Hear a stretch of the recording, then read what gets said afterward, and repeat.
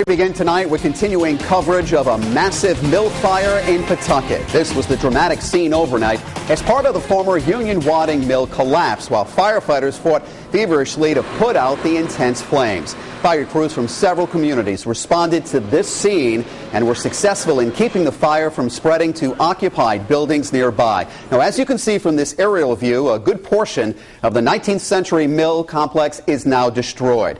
And you're looking at live pictures right now from the scene where right now firefighters are still hosing down hot spots about 18 hours after the fire first broke out. Here's the latest from investigators. The fire appears to have broken out on the first floor of an abandoned section of the mill.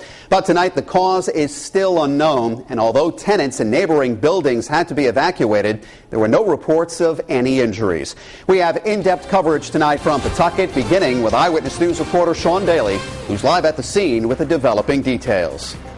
Amid a drumbeat of bad news, let's start with the good news. Amazingly, no one was either killed or injured in this huge fire overnight at this old mill here in Pawtucket. The fire started just before midnight in a vacant portion of what was once the Union Wadding Mill in Pawtucket. It was in the process of being converted into apartments. In a dramatic moment, the heart of the building collapsed. It was a riveting display of fire's devastating power. This mill complex is so huge that the eastern portion managed to survive, where apartments known as the lofts are being built. About 120 residents were evacuated safely, but in the moment, there was real fear. I'm scared. All my stuff is in there. I got no place to go.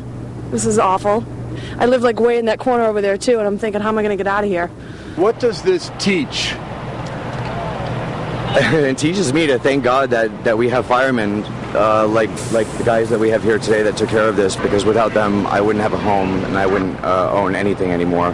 Investigators tell us it's too soon to say whether the fire is arson. Chief, does it seem odd, as a minimum, that the fire started in the unoccupied section of the building, the abandoned section of the building, not where people live and where fires generally start?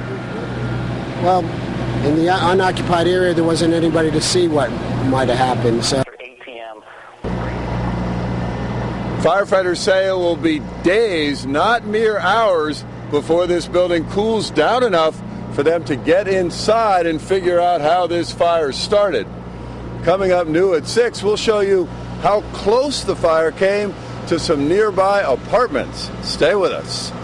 Live in Pawtucket with the Blackstone Valley Mobile Newsroom, Sean Daly, Eyewitness News. This fire not only put nearby tenants in danger, but also their pets, many of which had to be left behind during the frantic evacuation.